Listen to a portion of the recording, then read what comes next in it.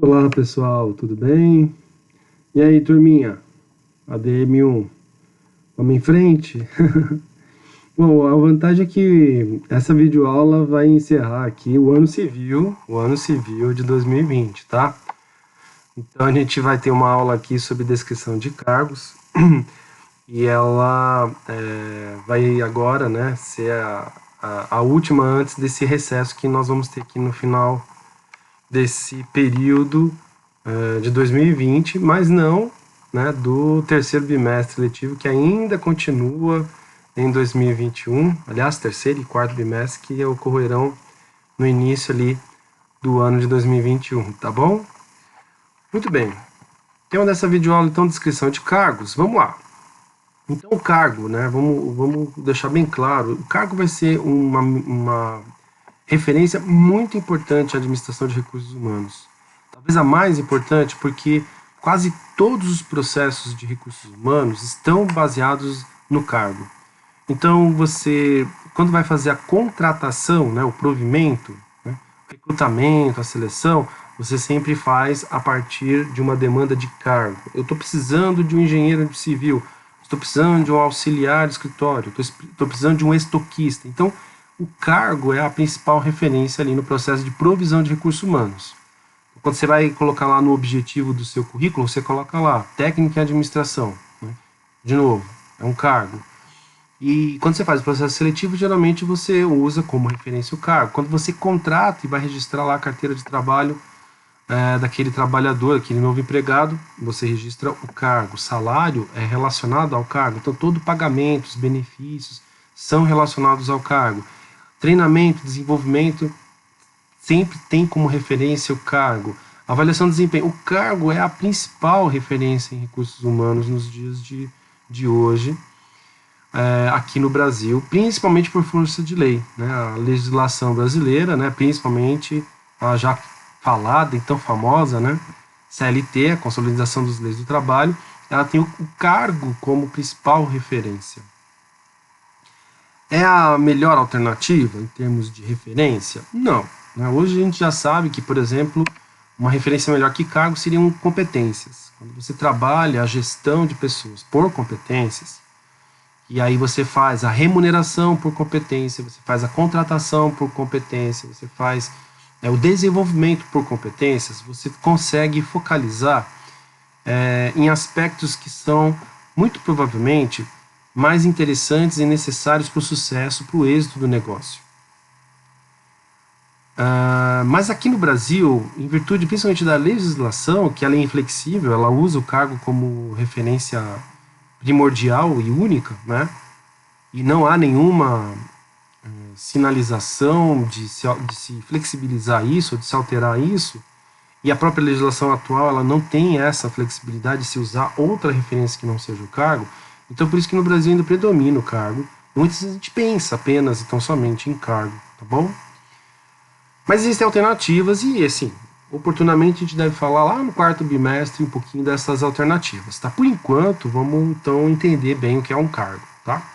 Bom, o cargo é um conjunto de atividades e responsabilidades. Então, veja, tem um rol, tem uma lista de atividades, de tarefas que devem ser realizadas, né, para aquele cargo específico, que não vão ser realizadas por outro cargo, tá?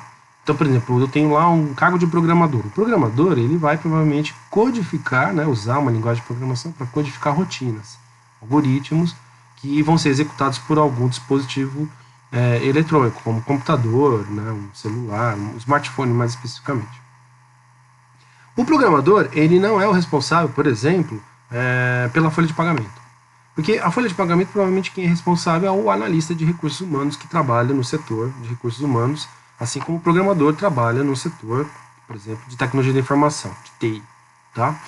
Então veja que o cargo ele vai ter um conjunto muito claro, muito bem detalhado, inclusive, de atividades e de responsabilidades. Isso é muito importante.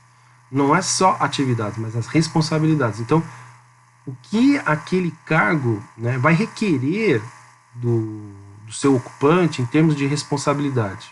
Então, quando o algoritmo der errado lá no programa, quem é responsável por esse problema? É o programador. Assim como o analista de RH pode ser responsabilizado por uma falha, por um erro na folha de pagamento, na atividade, na tarefa de elaborar a folha de pagamento. Então notem que essa responsabilidade ela também faz parte, ela está incluída, né, dentro do cargo, e todos os cargos têm algum grau de responsabilidade. Alguns vão ter muita responsabilidade, por exemplo, o presidente. Né? O presidente de uma organização vai ter total responsabilidade sobre tudo. E alguns vão ter uma responsabilidade muito pequena. Por exemplo, um contínuo, né? O famoso office boy. A responsabilidade é bem menor. Né? Ele tem responsabilidade com a papelada, mas o que está dentro do papel, o que está escrito ali no papel, né? As ordens de pagamento que ele leva, por exemplo, num banco, não é culpa dele, não é responsabilidade dele. Ele não tem poder nenhum sobre isso. Né? Muito bem, então é um conjunto de atividades e responsabilidades profissionais que vão ser desempenhadas por uma pessoa. Eu posso ter mais de uma pessoa ocupando o mesmo cargo. Né? Pode ser que tenha um cargo lá que eu tenha 10 pessoas exercendo a mesma atividade, o mesmo cargo, tá bom? Mas eu sempre penso o cargo para uma pessoa.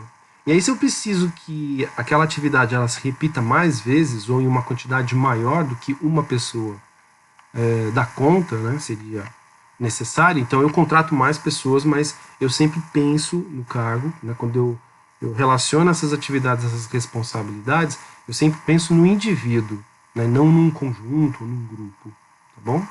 Então, desempenhados por uma pessoa que corresponde a uma determinada divisão do trabalho, isso é muito importante. Então, naquele processo de divisão, né, da organização, da divisão, da produção de um determinado item, de uma determinada mercadoria, nessa divisão de tarefas, né, eu vou dar nomes, né, para cada uma dessas divisões, que vão ser exercidas por um indivíduo, por uma pessoa, e aí eu dou, em termos gerais, essa divisão ela vai ser o cargo. Bom? Normalmente o que tem numa descrição de cargo? Então, quase todas as empresas têm, né, um livro, um manual, enfim, uma página na intranet dela, com a descrição dos cargos. E normalmente o que a gente vai encontrar nessa descrição? O título, né, tem um nome, vai ter alguns exemplos aqui, programador, analista de RH. Vai ter um conjunto de tarefas que devem ser desempenhadas, que são aquelas atividades já também atribuídas às responsabilidades. E esse conjunto geralmente é detalhado, não nos seus pormenores, né? Um detalhamento, não vou dizer assim, tão profundo, né? Mas o suficiente para deixar claro o que a pessoa que ocupar aquele cargo, o que ela tem que fazer, o que ela de fato tem que realizar, tá bom? Também na descrição do cargo, normalmente já se posiciona, né, esse cargo dentro de uma unidade do organograma, de uma unidade de negócio, uma unidade organizacional. Então ele está lá no setor, né, o programador, ele está onde, né, na empresa? Ele está lá no setor de TI. O analista de RH está onde? Ele está lá no departamento pessoal. Né? Você já tem uma posição, uma unidade onde aquele cargo ele vai ser comum, vai ser encontrado. Professor, eu posso ter um cargo presente em várias unidades? Posso. Né? Eu posso ter um auxiliar administrativo, por exemplo, que vai estar atuando no setor de contabilidade, que vai estar atuando na área de recursos humanos, na área de marketing. Posso ter alguns cargos que vão estar presentes em vários setores, mas eu também tenho que dizer onde ele pode estar. Né? E ao indicar a posição, a unidade onde ele está, eu também normalmente indico a posição dele. Essa posição diz respeito a se ele exerce um cargo de chefia ou não. Se o cargo dele é mais operacional, se é tático, se é estratégico, mais ou menos nessa linha de raciocínio. Tá? E a referência salarial, sempre eu tenho uma referência de salário. Não é o salário, mas uma referência. Pode ser um valor de início. Né? O primeiro salário de quem ocupar aquele cargo é aquele que vai estar aqui na descrição de cargo. Aí, conforme ele vai galgando, né, experiência, ele vai galgando cursos, né, treinamento, conforme ele vai desempenhando, né, as tarefas dele, sendo bem avaliado na avaliação de desempenho, ele pode estar incorporando esse salário, esse valor, outros elementos que vão aumentando, né, o valor do salário. Mas essa referência salarial é importante principalmente porque normalmente quando as organizações ao começar, né, uma unidade, ou quando elas mesmas nascem, né, quando floresce lá a organização, o estabelecimento do salário ele pode vir de diversas formas, né? Eu posso estabelecer por meio de uma comparação no mercado, né? Eu posso observar o valor que está sendo pago pelas organizações para aquele tipo de cargo, ou eu posso, dentro daquilo que eu entendo como importante para o meu negócio, que seria o preferível, né? Estabelecer uma classificação desses cargos, criando um critério, vários, né? Normalmente se usa vários critérios, com vários pesos para cada critério, e a partir disso, normalmente a gente chama isso de sistema de pontos, né? Eu crio um sistema de pontuação para cada cargo, e aí essa pontuação ela vai ter um equivalente em valores financeiros. Esse valor financeiro, ele, numa proposta autônoma, né, independente, né, de uma empresa que está nascendo, por exemplo, ela poderia usar como referência o valor esperado, né, de contribuição daquele cargo. Então, eu estou imaginando que eu vou ter um faturamento de R$ 1.000.000, né? E a contribuição desse cargo para a obtenção desse R$ 1.000.000, sei lá, é 10%. Bom, então eu estou com uma expectativa de que quem exercer esse cargo, ele vai contribuir, né, para o meu faturamento lá de 1.000.000, 100.000, né? Bom, desses 100.000 tem um monte de coisa que eu tenho que lembrar, que eu tenho que pagar impostos, eu tenho que pagar alguns insumos, etc, etc. Vai sobrar lá um valor, sobre esse valor eu posso, diluindo em 12 meses, encontrar um valor de referência, né? E aí eu sei que aquela pontuação que eu fiz para aquele cargo corresponde a um valor de contribuição para o negócio, tá? Essa é uma forma também de estabelecer o padrão de salário, tá bom? Muito bem, então a descrição de cargo é muito importante. Por isso que ela está aqui, né, nesse momento aqui do nosso curso que a gente está falando aí sobre remuneração, recompensa, reconhecimento. Bom, na descrição de cargos eu posso sofisticar isso e eu posso ter mais coisas, tá? Veja, não existe uma exigência mínima, tá? Aquilo que eu coloquei no slide anterior, ele diz respeito principalmente àquilo que a gente vai ver, por exemplo, na classificação brasileira de ocupações, né? O título, uma descrição sumária ali de algumas tarefas, tá? A referência salarial você não vai encontrar na CBO, na classificação brasileira de ocupações, mas você tem as outras informações provavelmente indicadas, né? A posição também não, né? Porque vai depender de organização para organização. Mas dentro da empresa, dentro da organização, você pode ampliar essa descrição e colocar outras informações. Eu posso colocar, por exemplo, a relação de pré-requisitos, né? O que precisa para ser um programador, o que é necessário, né? É necessário que ele tenha um curso técnico de informática, é necessário que ele domine uma linguagem de programação. Essa linguagem de programação é qualquer uma? Ele pode dominar qualquer linguagem de programação? Não, é uma linguagem específica, tem que entender de PHP, não pode ser de outra. Enfim, eu posso colocar ali uma relação, né, de pré-requisitos que, para a minha organização, por isso que normalmente isso é muito particular, é muito específico, né, e vai variar de empresa para empresa, de organização para organização, que são aqueles elementos necessários para que a pessoa que ocupar aquele cargo dê conta das atividades previstas, né, tendo, é óbvio, sempre, né, os objetivos da organização, as entregas que os consumidores que compram, né, o produto daquela empresa estão esperando, tá bom? Então aí você pode ter uma relação de pré-requisitos que, por exemplo, a formação da pessoa, a escolaridade, a experiência dela, as competências esperadas e etc. Tá? Também, né, e aí bem alinhado com essa ideia de pré-requisito, você pode ter assim o pós-requisito. Bom, eu contratei a pessoa a partir de pré-requisitos, mas tem algumas expectativas que eu tenho que ela se desenvolva, né? Que ela não fique parada ali no tempo, né, esperando o conhecimento dela entrar em obsolescência, apesar que não cabe aqui obsolescência, né? Obsolescência para os objetos, mas enfim, acho que vocês entenderam a ideia. Aí eu posso ter um itinerário de formação. Como é que, a partir do momento que a pessoa é contratada para aquele cargo, o que a organização espera em termos de desenvolvimento dela? Então, o que ela precisa ser treinada, que cursos ela deve realizar, que competências ela tem que adquirir, incluindo a possibilidade de carreira. Bom, ela começa ali como programadora, mas ela pode, dependendo se ela adquirir uma determinada competência, ela pode virar analista de sistemas, né, e tendo uma formação, uma escolaridade, sei lá, dependendo de um outro itinerário, ela pode se transformar numa mega especialista em programação, mesmo que ela não tenha um diploma de nível superior, etc. Enfim, você pode ter ali, além do itinerário de formação, de desenvolvimento, né, do ocupante daquele cargo, as possibilidades que aquele cargo pode propiciar ao ocupante em termos de carreira, de continuidade ali dentro da organização, né, de se aproveitar oportunidades dentro da organização em outras áreas, em outros níveis, né, ascendendo verticalmente ou migrando de um setor para outro, tá bom?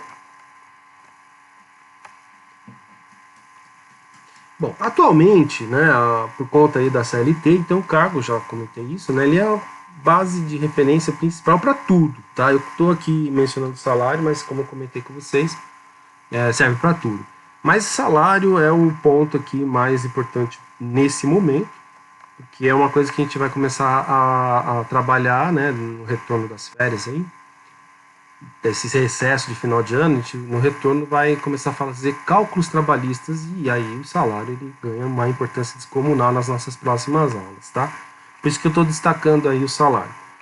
E por que a CLT determina então o cargo como base de referência? Bom, porque está todo o texto dela, quando você lê, né, os artigos, os incisos, enfim, você faz a leitura da lei, vocês vão observar que quando ele faz referência, ele sempre faz referência ao cargo.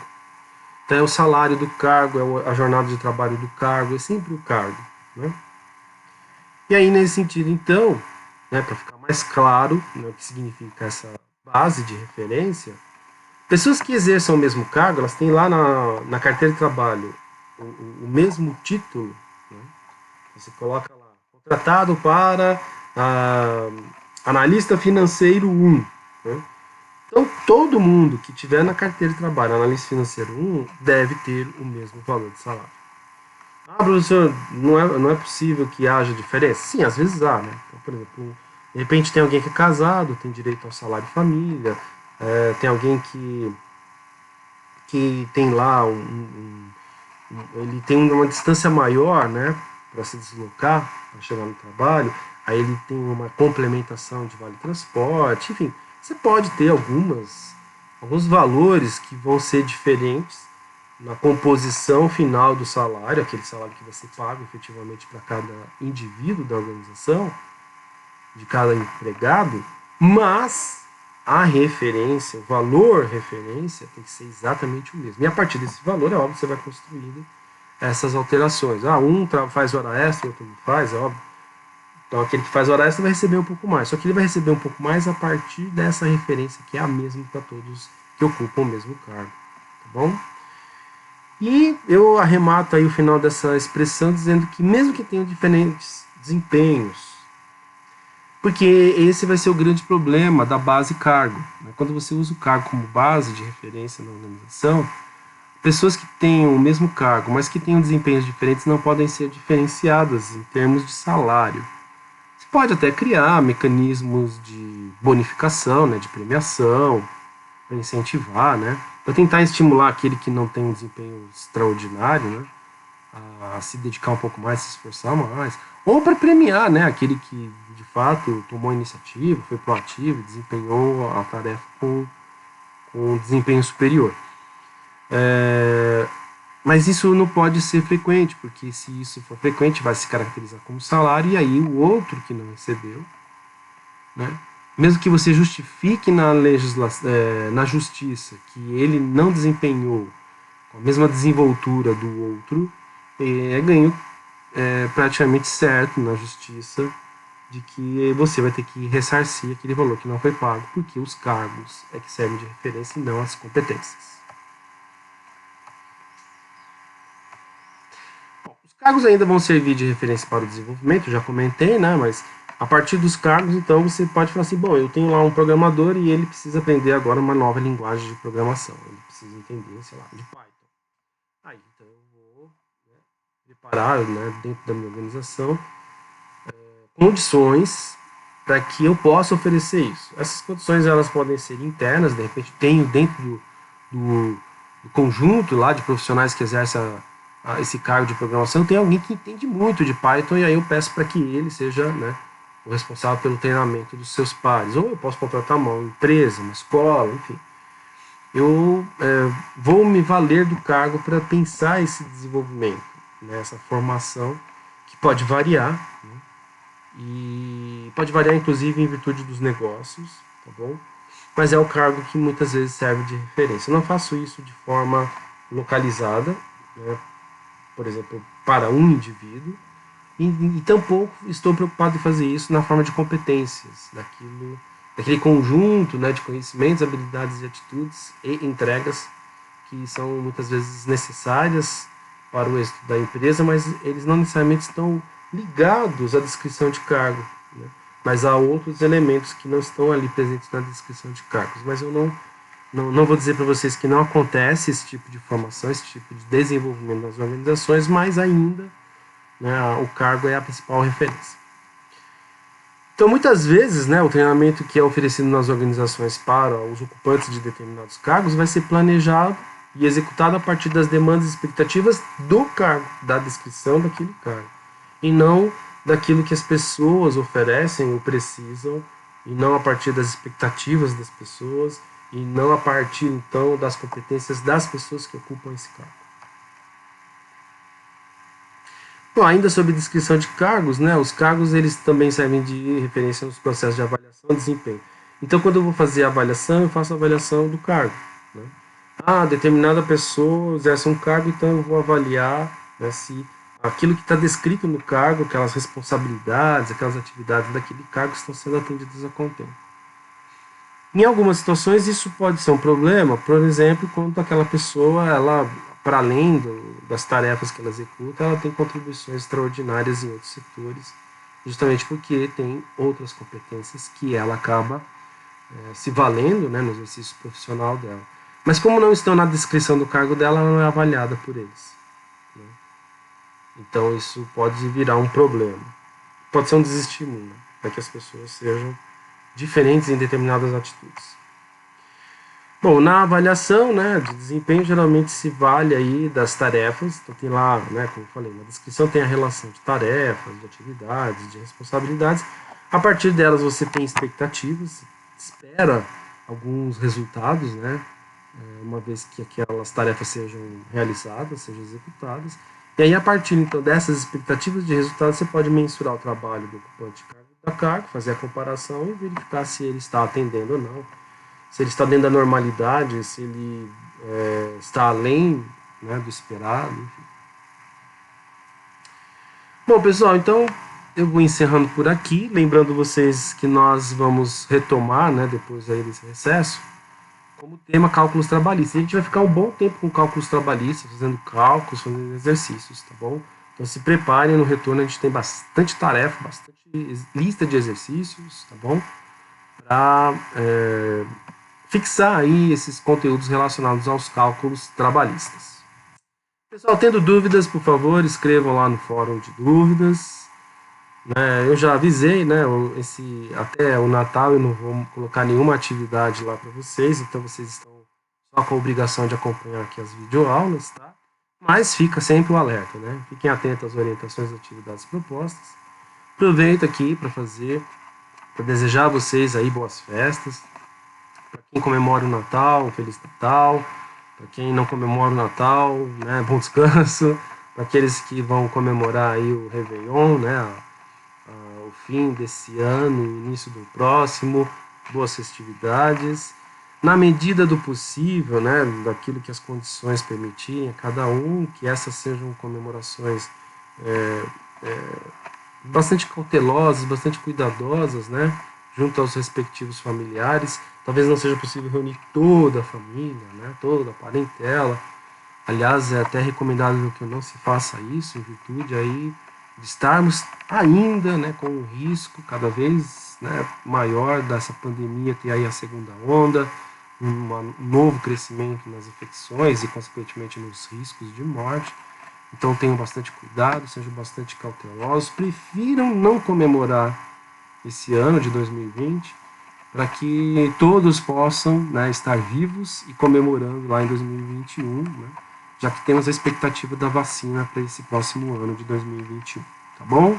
Pessoal, um bom recesso para vocês, boas férias, e nós voltamos a conversar, né, no dia 12 de janeiro, uma terça-feira, né, 12 de janeiro, quando a gente retoma as nossas aulas, tá bom?